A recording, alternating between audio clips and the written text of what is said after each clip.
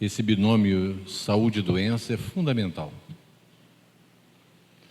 Como também é fundamental a gente pensar essas relações dentro de um contexto brasileiro tão mal conhecido ainda, né? A gente começa nesse momento a verificar a importância de outras agências de saúde que trabalham juntas a partir da implantação de um novo sistema, de uma nova ideologia, e isso é fundamental. Então, eu gostaria de trazer com vocês hoje uma discussão sobre essa relação saúde e doença dentro de um contexto afro-brasileiro. Como é que essas religiões, como é que esse conhecimento, como essa sabedoria chegou ao Brasil, em primeiro lugar, como é que ela se espraia em inúmeras agências de saúde, que eu considero que cada um desses terreiros, dessas roças, desses ileis, se constitui como agências de saúde importantes, como unidades dessa agência maior, né? E como é que aquele conhecimento a respeito da saúde é executado e como é que podem haver momentos onde pensar a questão da saúde como um todo e as várias agências que eu coloco no mesmo nível, tanto essa agência dos terreiros como a agência produtora da saúde pública. Em primeiro lugar, era bom saber que veio através de um processo dramático da diáspora, né? Essa sabedoria, esse tipo de conhecimento chega aqui através de um processo aviltante, que é a escravidão, né? Então, onde se pegam pessoas e se trazem. E como é que esse conhecimento aqui se dá? Em primeiro lugar, esse escravo, quando ele chega no Brasil, ele tinha pouquíssimas oportunidades de se pensar enquanto indivíduo, enquanto ser humano, e ele tinha que reconstruir todas as relações possíveis, né, para poder então se manter rígido, porque a única coisa que se procurava conservar era a sua força de trabalho, e era muito mais fácil comprar um outro escravo do que cuidar da saúde dele. Então, o primeiro ponto que eu quero chamar a atenção é a saúde sob o ponto de vista do próprio, né, daquele encarregado de se pensar enquanto ser humano e de manter a sua saúde. Então, a primeira coisa que ele tinha que fazer era procurar meios de se manter rígido, apesar de todas as deformações possíveis pelo tipo de trabalho que ele executava, que era exaustivo, que era sem hora marcada, que era exatamente no sentido de aproveitar esse trabalho ao máximo e sem pensar naquele que produzia nesse trabalhador. Esse trabalhador era completamente descartável. Então, a primeira coisa que cuidava da saúde desse escravo era ele mesmo. E ele contava com as suas concepções de mundo, com a sua visão de mundo e com todo o conhecimento que ele tinha da natureza. Porque todas essas concepções da saúde africana estão ligadas à natureza, sempre. A natureza é o grande modelo para se pensar a questão da saúde. E uma coisa interessante, a gente não pode falar de todos os modelos que vieram para cá, que cada etnia trazia, né, a sua própria concepção de mundo. Se a gente pensar em dois grandes grupos, para não pensar em todas as etnias, quer dizer, tanto bantus como sudaneses, bantus todos aqueles da África meridional para baixo, na altura ali do Gabão até a África do Sul, né, e a África Ocidental toda, essa África acima desse paralelo. Mas houve aqui o predomínio de algumas dessas concepções. eu vou só fazer sempre um diálogo entre duas, para ficar mais claro que são as duas preponderantes, são as duas mais usualmente discutidas e são aquelas que predominaram dentro desse grande, né, dessa grande relação da saúde no Brasil. Em primeiro lugar, a noção de vida, né? Essa noção africana, e mais da África Ocidental, enquanto a visão ocidental é de vida e morte, né, é um binômio, né? Nós vamos encontrar nessas religiões afro-brasileiras uma espécie de gradiente entre a vida e a morte. A própria visão do corpo humano não é a mesma. Você tem os pés relacionados aos ancestrais, você tem a cabeça relacionada à vida de cada um, à individualidade e à sua própria identidade. Os vários fatores que interferem nessa vida, que é esse gradiente, muito conhecido de todos nós, tem uma palavra que define isso com a clareza e com a beleza extraordinária, que é axé. Axé é exatamente isso, é vida. Axé significa vida. A vida sob os mais diferentes prismas, sob as mais diferentes formas, né?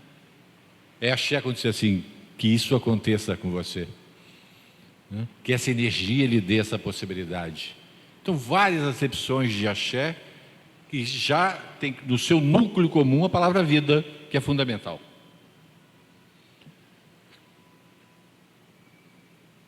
Agentes de saúde, né?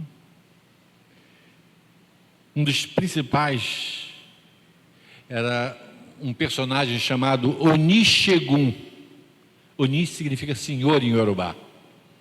Gun significa movimento, porque vida é movimento. É o segundo conceito que eu acho que a gente não pode nunca esquecer, né? Que a vida, além de ser um gradiente, a própria noção de gradiente já implica em movimento. A vida é movimento. Gun significa movimento, movimento, movimento. A vida surgiu no mundo a partir de um mito em que o movimento é esse movimento que traz a vida e que traz as suas formas mais evoluídas, né? Que são os orixás. Então, o próprio mito de origem da Terra, visto através como um grande movimento que Olorum se produziu a si mesmo, é que vai dar origem a essa forma tão incrível, né, que é vida. Vida é movimento. Então, o segundo conceito, né? E esse Onishegun, esse senhor do movimento, né, Gun, que significa, além de movimento, agitação. Onishegun é aquele que movimenta o axé, a vida, trazendo a saúde. Ele era simplesmente um grande conhecedor da floresta. É interessante, né? Eu estava ouvindo aí o nosso monge falando, exatamente isso. Esse Onishegun era o grande conhecedor da floresta. Jadebré, em 1830, mostra na cidade do Rio de Janeiro, e em outras partes do Brasil, né, as esteiras colocadas nas calçadas e um personagem vendendo ervas, que existe até hoje, está aí em todas as nossas feiras. É aquele nosso Onishegun de 200 anos atrás, era ele quem, através do conhecimento de cada uma das plantas, trazia a possibilidade desse axé da vida, né, do movimento, né, da floresta. Era ele que ligava a floresta, a natureza, à vida humana. Porque o Senhor não estava em nenhum momento interessado na manutenção daquela vida e nem considerava ele um ser humano. Esse escravo só foi considerado ser humano através de uma bula papal no século XVIII, final do século XVIII, que antes disso ele era um animal. Então foi preciso uma bula papal, e não foi um caso só do negro, não, o índio foi o mesmo processo. Então esse personagem que ficava nas esquinas e que conhecia cada um daqueles nomes e as propriedades de cada uma daquelas plantas, esse conhecimento veio da África para o Brasil. Só para vocês terem uma ideia, eu tenho um livro em que eu consegui 430 nomes em Iorubá para cada uma das plantinhas. E o nome já fala de alguma forma da utilização daquela planta. Um exemplo, peregum. Todo mundo conhece peregum. É vendido nas feiras até hoje. Esse gum, nós já sabemos, significa agitação, movimento, né? E esse perê significa tirar o movimento. Esse peregum era muito usado para coisas ligadas à exaltação, à febre, okay? Tanto sob a forma de banhos como sob a forma de beberagens. Mas o mais interessante é o seguinte, essa noção de vida, ao mesmo tempo que ela implica nesse gradiente que vai de mais vida, menos vida, até a morte e a vida na sua plenitude, ela também implica numa questão que é fundamental. Quando você pronuncia as palavras, quando você pronuncia o nome da planta, quando você invoca a saúde, você está num processo já de cura. Okay? A cura é o resultado de uma interação em que a palavra é fundamental. E isso fica muito claro, por exemplo, nas religiões judaicas, quando alguém diz, né, levanta-te e anda. Isso não é simplesmente mandando o defunto ficar em pé. Ele, por essas duas relações, né, esse imperativo se transporta e se relaciona a uma série de nuances entre a noção de vida e morte, entre o desconhecimento da morte através de um novo, né, paradigma da vida. Então aquele homem, quando ficava lá nas esquinas do Rio de Janeiro do século XIX, vendendo suas plantinhas, ele sabia o nome de cada uma e ele vendia isso para uma população escrava enorme. Porque o escravo, ou ele comprava e cuidava da sua saúde com seu Onixegum. O Onixegum também tinha um outro nome chamado Babalossan. Babá significa pai. O San é o deus das florestas, é o deus da floresta. Então, quando ele ia lá e pedia, a planta era para cuidar da sua vesícula, do seu fígado, da sua saúde, do seu sono, das suas equimoses, ele sabia que ele não podia aplicar somente o peregum, que o terceiro conceito é que os conceitos alternativos e que se opõem devem ser colocados juntos. Quer dizer, o gum, a exaltação, e o heró, que é a calma, devem ser colocados juntos. Então as plantas nunca são utilizadas separadamente, elas são usadas aos pares, porque é o equilíbrio, é exatamente o terceiro conceito, que vai dar a possibilidade da plenitude da vida e da saúde. A doença é a falta de equilíbrio. Agora, o interessante é que quando se ia consultar aqueles babalossanhos, não eram só escravos. Havia muitos que pretendiam ter a saúde garantida e que não tinham acesso a essa saúde pública da época. Uma grande parte eram as mulheres. Interessante isso, né? As mulheres, a maioria eram médicos, e o corpo da mulher era intocável, né? As mulheres no século XVIII saíam para ir à missa e com pesadas roupagens, porque ninguém podia lhe ver o corpo. No século XIX continua o mesmo processo com relação ao corpo feminino. Então, quem cuidava do corpo dessa mulher, né, que não era escrava, era também a mulher escrava e era aquele Onixegun.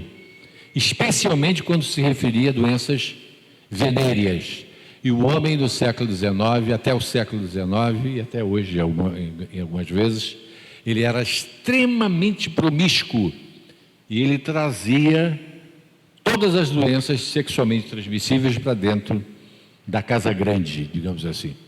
Ok? E essa mulher não tinha acesso à saúde, ele não deixava. O corpo da mulher era proibido. Só para brincar rapidamente, até hoje, uma série de tabus com relação ao corpo da mulher ocorrem. Só para fazer um recenseamento rápido. Quem tem ginecologista mulher, levanta o braço. Ginecologista homem. Minoria absoluta. Existem ainda no próprio imaginário, não? Uma série de dificuldades quanto ao corpo da mulher, na própria mulher, quando ela se pensa. Quais são os profissionais que tocam no corpo da mulher o tempo todo? Por exemplo, cabeleireiro. Que tipo de sexualidade tem esse profissional para se permitir tocar no corpo da mulher o tempo inteiro? E outros profissionais. Então, até hoje, esses tabus, imagine isso no século XIX, imagine isso no século XVIII. Era realmente algo de fantástico. Então, esses Onixeguns, esses babaloçães, esses profissionais de saúde que chegaram com a diáspora africana, eles implantam todo um sistema, né, de relações de cura vista sob esse novo ângulo, que é o ângulo das ciências e das religiões da natureza. Então, esse Onixegun era aquele que conhecia a floresta, que conhecia as plantas, que conhecia as suas propriedades, que aplicava, que vendia, que dava, mas era ele quem cuidava da saúde. Não somente a saúde da mulher escrava, mas a saúde da mulher. Interessante isso, né? Como é que as coisas se invertem, né? E fora disso, ele só tinha uma outra alternativa, que era a própria religião católica. E essa religião católica era vista através das confrarias religiosas. Então, todo escravo, se não pertencesse a uma confraria, ele não teria, porque as confrarias é que faziam essa relação com a saúde. E se ele não tivesse garantida a sua saúde, ele morria. E se ele morresse, se não pertencesse a uma confraria, ele era jogado no rio ou numa praia. O Rio de Janeiro está cheio de histórias em revistas e jornais de época, de corpos que chegavam nas praias. Porque até a morte, ou essa saúde altamente precária, era o abandono, a indigência. Então o Rio de Janeiro vivia com uma quantidade enorme de gente ou de mortos que chegavam às praias, porque era muito mais fácil o senhor jogar fora o corpo do que enterrar. Então era de uma dramaticidade. Imaginem essa coisa da relação entre a vida e a morte, entre a saúde e a doença. Era algo extremamente dramático. Extremamente dramático. E essas agências, essas pequenas agências, se constituíram a partir desse binômio: ter uma morte digna e ter saúde para continuar vivendo na sua plenitude. Era esse drama que passaram todos, a quantidade de terreiros, de centros, é uma grande resposta a essa ansiedade que eu acho que até hoje não está muito bem resolvida ainda, né? Todos nós sabemos disso, mas já foi mais dramática do que hoje, muito mais dramática.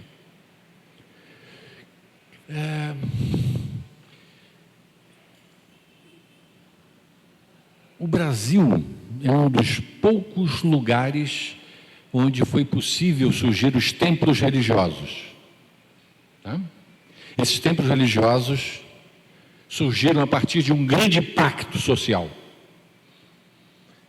Já em 1780, em Salvador, né, essas várias etnias se reúnem, especialmente as iorubás e outra etnia chamada Jeje. Eles se reúnem e formam grupos de blocos sob a liderança de um sacerdote, que geralmente essa noção não era tão saúde, eu estou doente, porque essa noção de saúde, essa noção de vida, ela está intimamente relacionada à cultura do povo africano, especialmente do povo de língua iorubá e de língua fon, que vão predominar na Bahia a partir do século XVIII até o final da escravidão no Brasil. Esse será o grupo mais importante demograficamente, e são eles que vão dar origem a esse pacto que faz surgir essas agências de saúde. Só no caso do Rio de Janeiro, da região metropolitana do Rio de Janeiro, vocês terem uma ideia de como ainda é dramático essa coisa da saúde, existem 4.980 templos. Interessante isso, né? Só na região metropolitana. Se vocês calcularem que cada uma dessas casas tem em média 200 pessoas, quanto é que nós estamos, hein? Quanto? Vamos botar 5.000 só para facilitar. 5.000 a 200 pessoas em cada uma dessas comunidades. 1 milhão. Imagina se essas agências fecham. O INSS explodia no dia seguinte, porque é uma quantidade enorme de pessoas que vão em busca, né, do seu desprazer com a vida, do seu aconselhamento psicológico, da sua relação de prazer e também de praticamente, em caso de 70%, da relação de saúde. É lá que vai se buscar a saúde ainda hoje.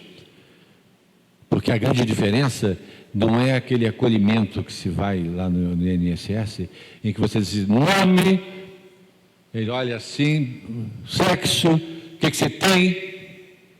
Pode ir.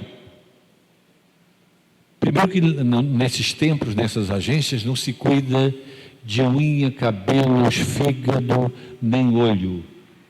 Lá se cuida de uma maneira holística do ser humano como um todo.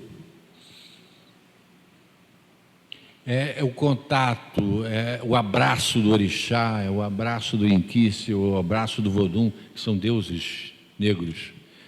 Então, é essa relação que se interpõe, é que cria a possibilidade da restauração da saúde. Então, é uma forma. Então, e se 1 milhão se caísse novamente nesse circuito, eu acho que os problemas seriam muito mais graves hoje em dia. E isso é minorado por todas essas condições, que vão desde essa noção que é de um gradiente, dizer, nem você está com saúde plena, nem você está morto. É nesse circuito que você é capaz de se construir, né? E é nesse circuito que você é capaz de buscar a sua relação de plenitude da vida.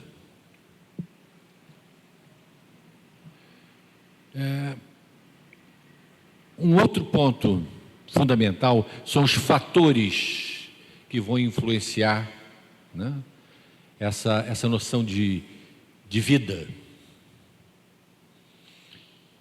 Um deles, o som, a música. Xangô não pode viver sem música, sem tambor, porque é a música que fala dessa cultura, é a música que fala dessa forma especial de se relacionar com o mundo. E é isso que produziu o samba, o jazz, a rumba, porque essa era uma coisa impossível de conviver sem essa musicalidade. Então é a música que invoca. Só para vocês terem uma ideia, por exemplo, esse Onixegun, quando ele vai vender as plantinhas todas dele lá na esquina, ele vai na floresta e ele canta para encontrar a música, para encontrar a planta que ele quer. Ele pega aquela planta que ele já cantou, ele traz para o terreiro e coloca ela de uma maneira muito respeitosa para que ela concentre as suas energias. Até ela se transformar em beberagem ou em banho, ela passou por um lento processo de tirar dela o axé.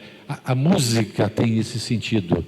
Quando ele canta, quando nas iniciações nessas casas se canta para cada uma daquelas plantas, está se cantando justamente para retirar delas a vida que elas têm para passar para o ser humano, de retirar delas o axé. Eu estou sendo claro? Então a música é fundamental nessa busca da saúde, né? Porque é através dessa musicalidade, do som, que se restaura esse bem que é fundamental para grande parte da população brasileira. Uma outra fonte de axé, de vida, né? Estou sempre brincando com esse binômio aí, que é a mesma coisa. Além do som, é a comida. Essa coisa da generosidade dos terreiros. Ninguém vai a um terreiro que não vá comer depois. Porque a comida é fonte de saúde, né? Cada orixá, miticamente, é responsável por determinadas plantas, por determinados tipos de construções, de elementos que constituem a comida.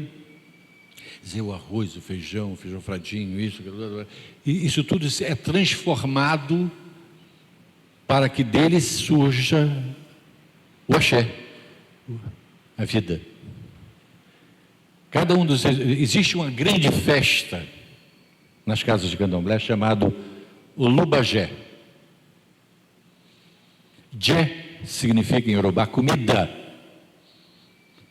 Então, Olubajé significa aquele que é chamado para participar do convite, do banquete.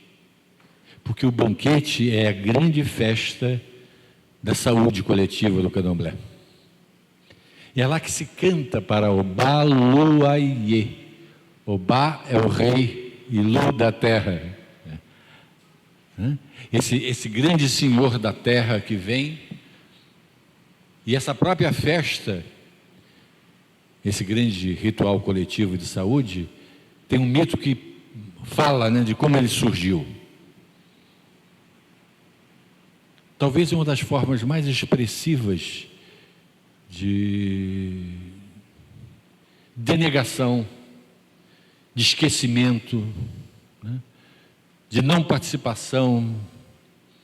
Essas sejam as doenças das mais graves que existem com qualquer comunidade. Quando você não reconhece os seus valores culturais, quando você não reconhece a sua beleza, quando você não reconhece a sua relação de pertencimento, você já começa a denegar e a retirar dela parte da vida. É isso que acontece com grande parte da população negra do Brasil, que não encontra, né, modelos de pensar a sua beleza, a sua forma, a sua sabedoria, a sua grande cultura e a sua grande contribuição para o Brasil. Então, a origem, o mito de origem dessa festa do Olubajé é que um dia Xangô resolve fazer uma festa. E ele então chama todos os orixás para essa festa. E vai todo mundo leva a sua comida. Porque quando a gente vai a uma festa, a gente leva a comida que a gente mais gosta. E cada um dos orixás levou a sua comida, aquela que ela mais gostava. E chegando lá, começaram então a estar juntos, a dançarem, etc. E aí sentiram falta de um. E disseram: onde é que está o Obaloaiê?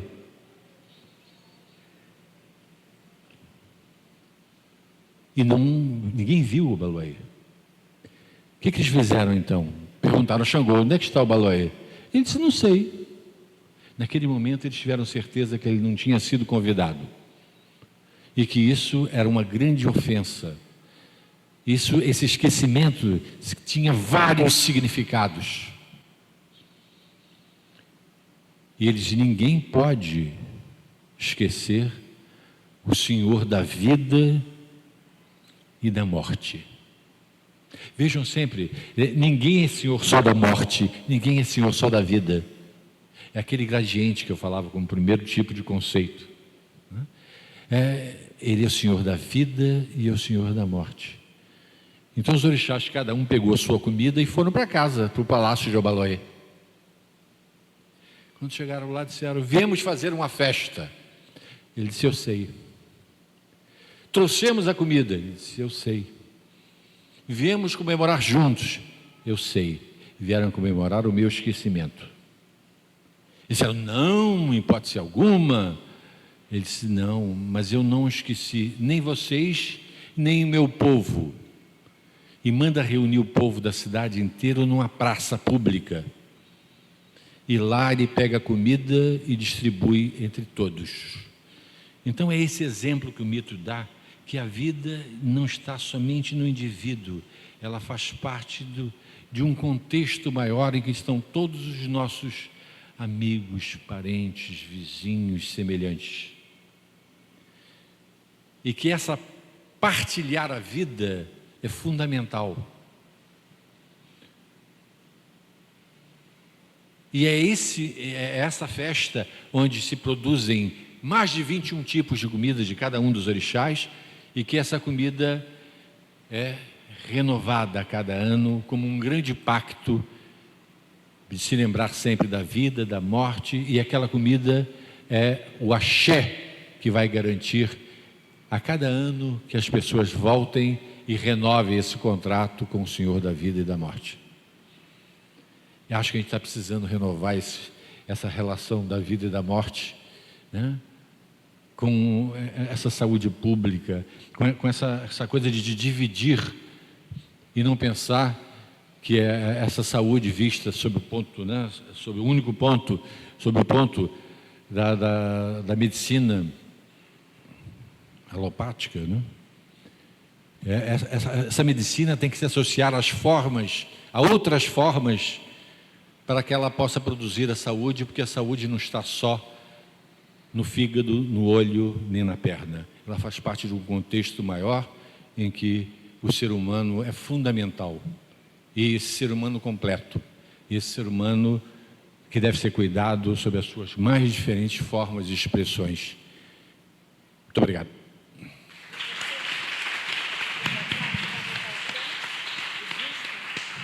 Eu queria trazer essa música. Eu falei tanto que a música era a vida, né?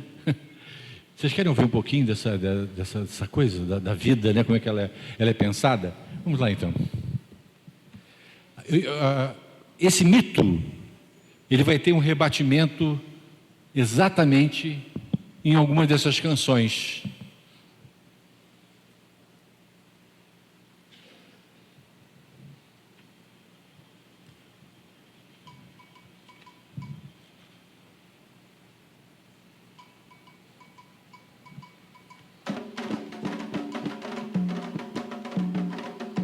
Eu encontrei 18 ritmos diferentes. Nos candomblés existem 18 ritmos diferentes, cada uma delas relacionada a uma das cidades e estados do grupo Iorubá. Né? Mas isso é outra história, é outro tipo de conversa para outro dia. O que eu queria mostrar a vocês é o seguinte: 18, número 18.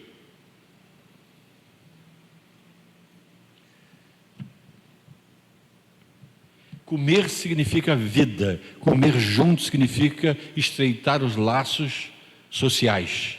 e procurar através deles a saúde. Ouçam essa música e a letra que ela tem. Povo da terra. Povo da terra. Vamos comer juntos e adorá-lo. O Senhor aceitou comer junto conosco. E isso é vida. Interessante, né? É exatamente esse discurso que nós discutimos aqui hoje. Que são esses conceitos de vida e de morte, né? E da transmissão dessa vida. Araie, Ará é povo. Aiê, terra. Povo da terra, venha comer junto. Comer é vida. O principal dos principais axés é a comida. É a transformação da natureza em cultura. E essa força, né, que une essa coisa dramática da saúde, que está sendo dramatizado aqui agora, né? Povo da terra, vamos comer juntos e adorá-lo. O Senhor aceitou comer conosco. O Senhor é o Baloé. É uma poesia, né? Uma coisa linda. Linda. Isso é uma reza, bem baixinho. Isso é uma reza. Eles rezam, não como no mundo ocidental, né? Fecha o olhinho e pensa. Não. É preciso que tenha movimento, que a música encante, que ela traga, que ela modifique o ser humano, o corpo. Por isso que eu disse que a música, o canto é uma das formas de ativar o axé, a saúde. Então, esse é exatamente uma reza. Ouçam. Aumenta um pouquinho agora.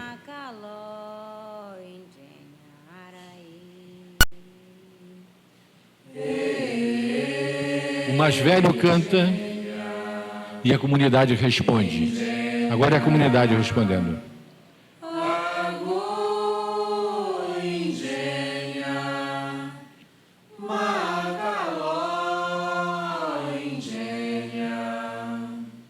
Ajunsun araelo ingênia macaló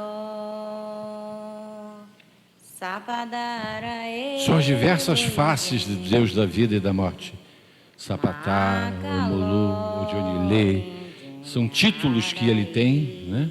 E que ele é invocado para restaurar a saúde das pessoas.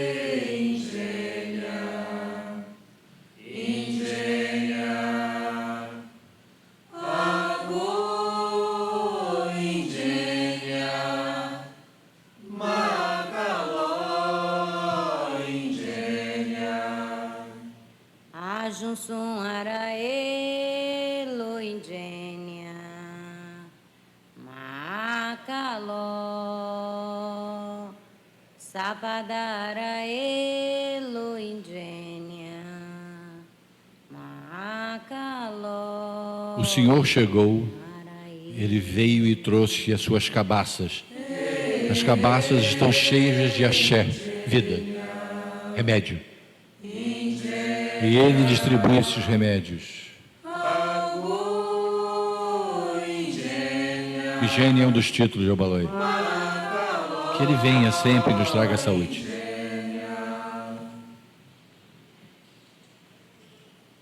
Ó per mado per berequece mado ramado per.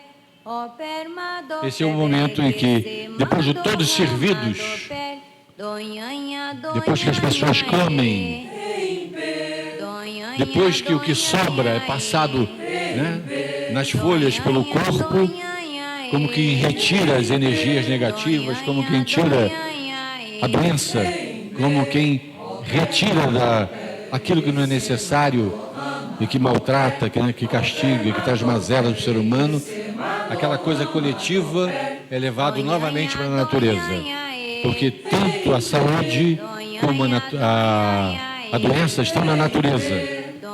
E para lá que elas devem retornar. Quer dizer, quando alguém atinge a natureza, está atingindo uma das forças de saúde mais importantes. Né? Tem um mito que fala que um velhinho uma vez estava tão velho que ele não podia mais cultivar os seus campos. Então ele pediu para um jovem, né, ir lá e plantar as coisas, etc. Ele voltou uma semana depois e disse: você não fez nada? Ele disse: não posso. Aquela planta ali serve para dor de cabeça, essa aqui serve para o fígado, essa outra serve para dor de estômago. Como é que eu vou arrancar essas plantas? O que significa que essa sabedoria, né, de você preservar essa natureza, porque ela sempre pode um dia servir para restaurar a sua saúde. O colobó são as vasilhas aonde o Obaloi traz os seus remédios para os seres humanos.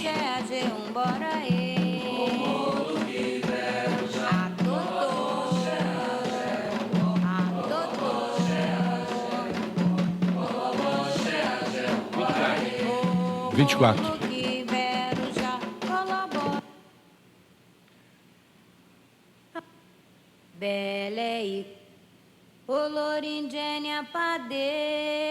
Padê é aquela reunião, estar junto. Então, olhem o ritmo.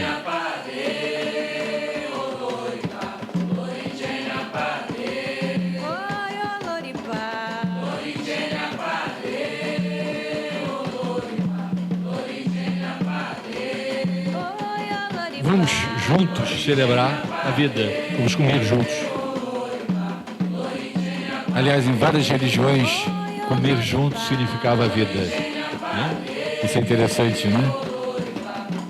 Alguém lembra de algum banquete que fala da vida em outras religiões?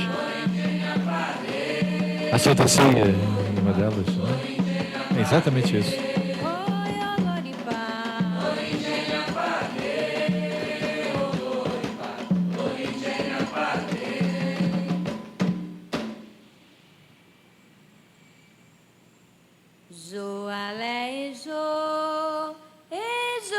Você passa de lamentos como esse, né? A músicas extremamente, né, fortes, mas todas elas falam dessa coisa do movimento, da dança, do estar junto, de comemorar, porque volto a afirmar isso. A saúde não é você cuidar de você mesmo. A saúde é sempre vista nessas casas, nessas religiões, como uma coisa coletiva, né? E que muitas vezes, ao se procurar a saúde de alguém, se chama a família participa como um todo. Muito obrigado mais uma vez.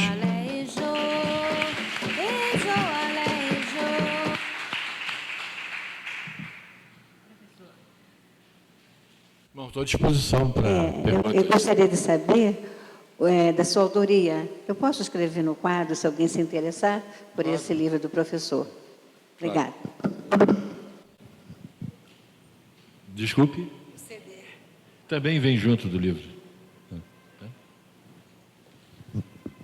Esse livro foi... Tanto esse livro... É uma coleção, inclusive.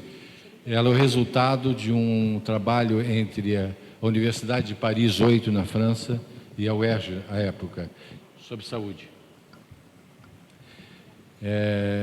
Em que houve uma grande discussão a partir de uma constatação empírica, né,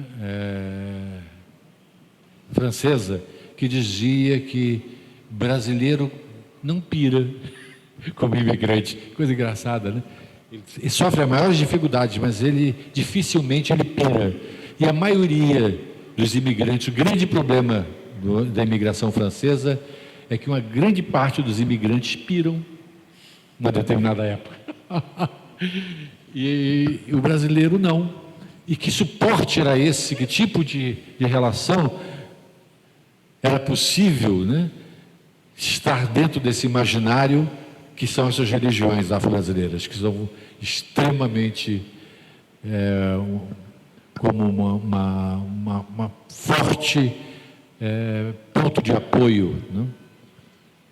E de saúde mental. A gente não para de querer te ouvir, né? Assim, a gente tem conversa para muito tempo. Bom? Alguma pergunta? Como já era esperado, professor José Flávio, muito obrigada. Foi brilhante. Muito obrigado. Acho que a gente começa fazendo uma discussão hoje pela manhã, para quem não teve oportunidade de estar aqui, de uma forma muito interessante, porque a professora Elizabeth, ela traz a etimologia da saúde, né? E traz com a aproximação da saúde como salvação, e de que não há externalidade na saúde, tem que partir de dentro e partilhar.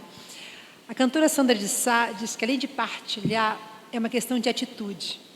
Saúde é uma questão de atitude individual, que o monge potencializa, dizendo que mais do que atitude individual é um exemplo, que você tem que trazer para si esses modos de vida que se repercutam no exemplo. E o senhor fecha de uma forma interessante, dizendo que nunca vai ser individual, vai ser coletivo, e que eu gostei muito dessa ideia de que o restabelecimento da saúde, né, ela é resultado dessa interação, desse contexto em que a palavra é fundamental, que além do gesto, das coisas que se faz, tem essa coisa da palavra, que a gente já falava com a Sandra de Sá também, que a música dela traz isso para a gente. De manhã conversávamos sobre isso, e ela dizia muito modestamente que é porque ela faz o que gosta, ela gosta disso, então ela tem essa alegria na música que bota a gente para cima, né? Essa energia terapêutica que a gente tem.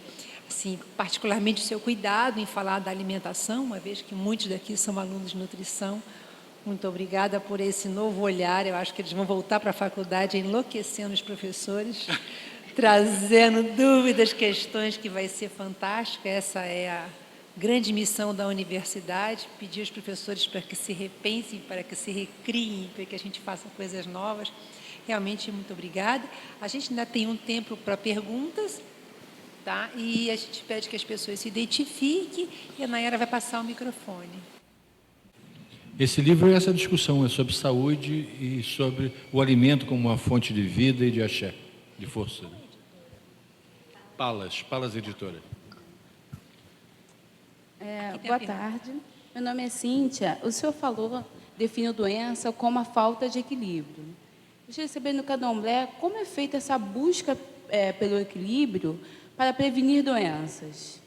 Através tanto dos aspectos físicos no tratamento, né, dessas terapias em que são colocadas as plantas, essa fitoterapia, só essa busca de você colocar as chamadas plantas gum, as plantas de exaltação, com as plantas heró, né, essas associações ela, além de ser uma busca dessas energias contrárias, buscando o equilíbrio, ela também fala do canto.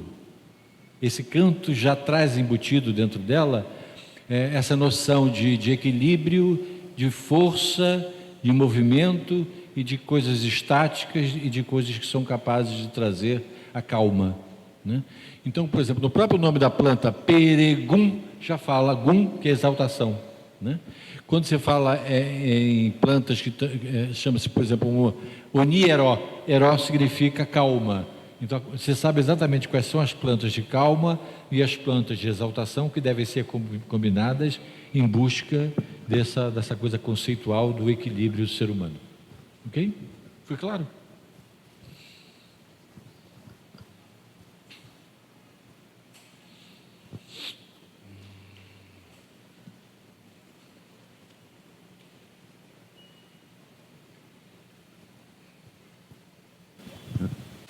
Boa tarde, meu nome é Gabriela. Eu li num livro de um antropólogo brasileiro que ele estava fazendo uma análise de diversas culturas e ele foi para uma tribo indígena brasileira e ele descobriu que, assim, de repente, a pessoa que ia numa tribo dessas para tentar se curar de alguma doença, alguma coisa, acreditava tanto naquilo, acreditava tanto naquele ritual que o pajé, se não me engano, realiza, que ela se curava de determinada doença. Eu queria saber se o senhor acredita que a fé seja a principal cura da doença ou se realmente uma determinada erva, alguma coisa que o pajé utilize, seja o motivo da cura. Eu acho que uma das mais importantes, não é a principal não, mas uma das mais importantes é, muitas vezes quando você vai num ritual de consulta médica, que você vê aquele cara vestido de branco, né, com aquela voz, aquele tudo faz parte de uma grande relação que pode redundar na cura. Quando você toma um comprimido que não tem nenhum princípio ativo, chamado placebo, e que você consegue a cura, também é um ritual. Okay?